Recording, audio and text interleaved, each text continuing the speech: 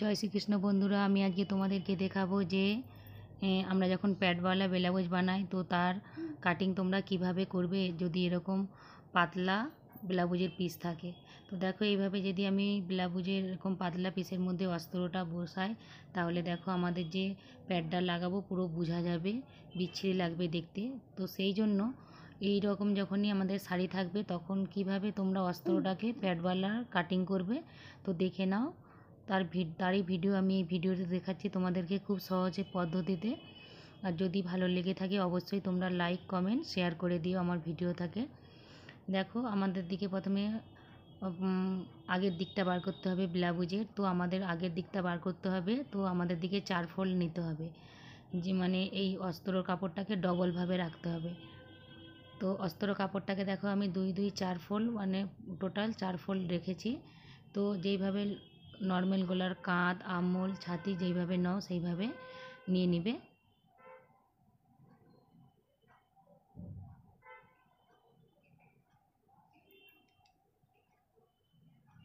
আর যখনই তোমরা প্যাডওয়ালা ব্লাউজ বানাবে তো তখন অস্ত্রটা একটু বেশিই লাগবে, 1.5 মিটারের মতো অস্ত্র লাগবে যদি গেলাস হাতা বানাও। তো তোমরা এইভাবে প্যাডওয়ালা বানালে 1.5 মিটার কাপড় নেবে, অস্ত্র নেবে। দেখো প্রথমে আমি বডির কাপড়টাকে কেটে নিচ্ছি। 4 ফোল্ড দেওয়া আছে, এটা মনে রাখবে যে আমরা সবসময় ব্যাক সাইড বা আগের সাইড বার করার সময় ডবল ফোল্ডে বার করি, তো এটা আমাকে আগের দিকটাই 4 ফোল্ডে ব্যবহার করতে হবে। এখান থেকে টাক্স পয়েন্ট নিয়ে নিচ্ছি 10 ইঞ্চি, তো আধা ইঞ্চি প্লাস করলাম সেলাই মার্জিন, তো 10.5। যেহেতু 40 সাইজের বানছে তো কাপের গ্যাপটা হবে 4 ইঞ্চি। এদিকে আধা ইঞ্চি সেলাই দিলাম। এটা হচ্ছে আমি প্রিন্সেস কাটের শেপ করব, কাটিং করব না, কেটে করব না, ডাইরেক্ট প্রিন্সেস কাট করব। তো এইভাবে করো, খুব সুন্দর ফিটিং আসবে। আর ব্লাউজটা অনেক দিন মজবুত টিকসই হবে, ফেসে যাওয়ার ভয় থাকবে না। আর যখনই আমরা কোনো প্রিন্সেস কাট ব্লাউজের কাটিং করে এখানটা কাজটায় পাইপিং সমেত যখন কোনো ব্লাউজ লাগাই তো অনেক সময় ওই জায়গা থেকেই ফেসে যাওয়ার ভয় থাকে, যেহেতু এটা কাটা হয়ে যায়। তো এটা আমি বিনা কেটে কিভাবে প্রিন্সেস কাট ব্লাউজ বানাচ্ছি তো তারই ভিডিও আমি তোমাদেরকে দেখাতে চলেছি। এরপরে দেখো দাগটা এমন মজবুত দিবে যেন এই যে উপর দিকে যে দাগটা যেন নিচের দিকেও চলে যায়, নিচের দিকে অস্ত্রতে যেহেতু অস্ত্রটা ডবলে আছে যেন নিচের দিকেও দাগটা স্পষ্টভাবে বোঝা যায়। ওই দাগ বরাবরই আমাকে মানে টাক্স পয়েন্ট দিতে হবে, মানে টাক্সের জন্য যেই সেলাইটা আমার দিকে করতে হবে। এরপরে দেখো আমি আগের দিক পেছনের দিক কেটে বার করে রেখে দিচ্ছি।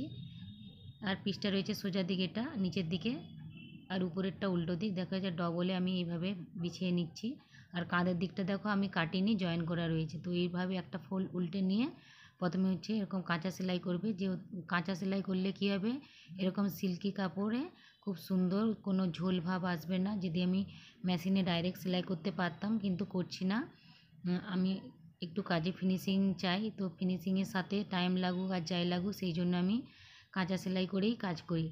কাঁচা সেলাই করে কাজ করলে কী হবে, তাহলে ভেতরে কোনো ঝোল ভাব আসবে না বা ফোলা ভাব আসবে না। যেহেতু এটা জিমুচু শাড়ির ব্লাউজ, তো জিমুচু শাড়ি একটু খড়খড়া খোঁচা টাইপের আসে, তাই ব্লাউজ বানাতে একটু অসুবিধে হয়। তো এইভাবে করবে, কখনোই সেই আর প্রবলেম তোমাদেরকে ফেস করতে হবে না। এইভাবে দেখো একদম আমি কেটে কাটিং করে রেখে দিলাম।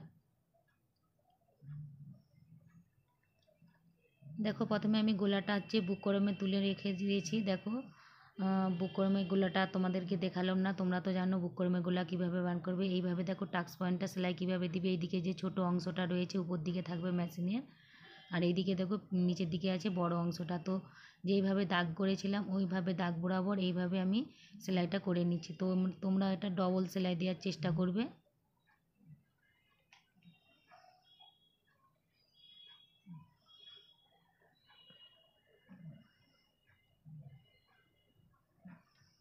এরপরে দেখো অস্ত্রটাও আমাকে উপরের অস্ত্রটাকে সেলাই দিতে হবে সেমভাবে, পদ্ধতি একই। উপর দিকে রইবে এটা আর নিচের দিকে বেশি কাপড়টা রইবে।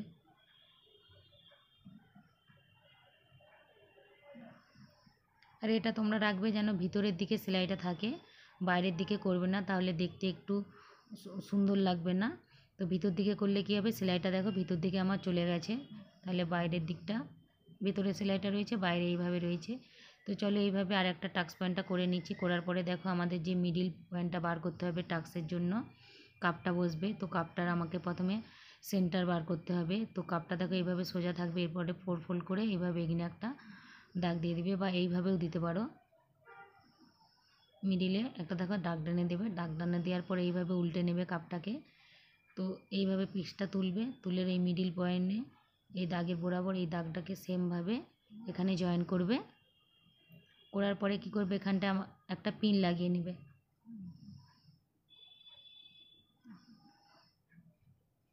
সেমভাবে অপরটাও এইভাবে পিনটা লাগিয়ে নেবে সুন্দর করে।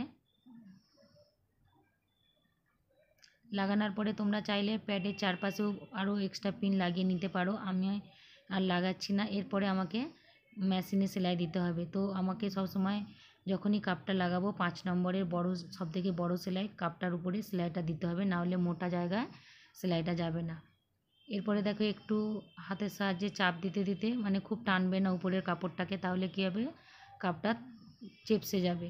তো যেইভাবে রয়েছে সেইভাবেই হালকা একটু কুঁচভাব আসবে যে কোনো জায়গায়, এতে কোনো অসুবিধা হবে না। তো এইভাবে আরেকটা কাপ তৈরি করা হয়ে গেছে। এরপরেও দেখো কাপটাকে এখন উল্টাবে না। প্রথমে এই যে টাক্স বরাবর যে যতটা সেলাই দিয়েছো এখানে এই সেলাইটা এখানে পিন লাগিয়ে নেবে, এটাও এখানে পিনটা লাগিয়ে নেবে।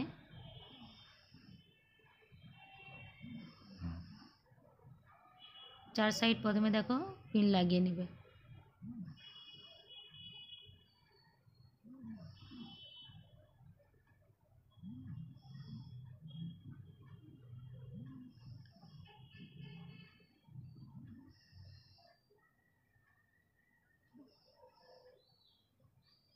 লাগানোর পরে দেখো পুরো চারপাশটা মেশিন সেলাই দিয়ে দিবে।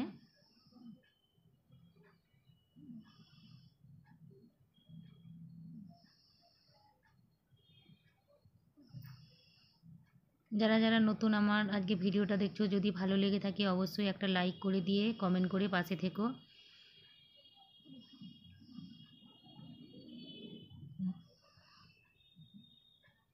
আর আমার আদি ফ্যাশন চ্যানেলে ছোটোখাটো সেলাই রিলেটিভ যদি কিছু জানতে চাও তো অবশ্যই তোমরা কমেন্ট করে বলবে যে কীরকম ধরনের ভিডিও দেখতে চাও সেলাই রিলেটিভ। দেখো আমার চাই সাইডে পুরো সেলাই দেওয়া রয়ে গেছে। এরপরে আমি এখনও কাপটাকে উল্টোচ্ছি না, কারণ আমাকে এখনও নিচের দিকে 2 ইঞ্চির পট্টিটা জয়েন করতে হবে। তো দেখো পিসের সোজা দিক করে নিতে হবে এইভাবে। 2 ইঞ্চির পট্টিটা আগে থেকে কেটে রেখে দিয়েছিলাম। এরপরে আধা ইঞ্চি দুধ দিয়ে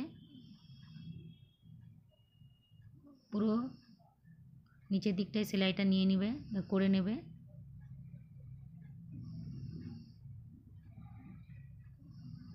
করে নেওয়ার পরে চাপ সেলাই দিয়ে এইভাবে দেখো উল্টে ভিতর দিকে সেলাই দিয়ে দিবি। যেহেতু এটা আমি আগের দিকে ব্লাউজ বানাচ্ছি, তো আগের দিকে আমি সবসময় মেশিনেই সেলাই দিই, দেখা যায় না বা বোঝা যায় না, আর মজবুতও থাকে সেলাইটা, সেই জন্য আমি মেশিন দিকে আগের দিক দিই।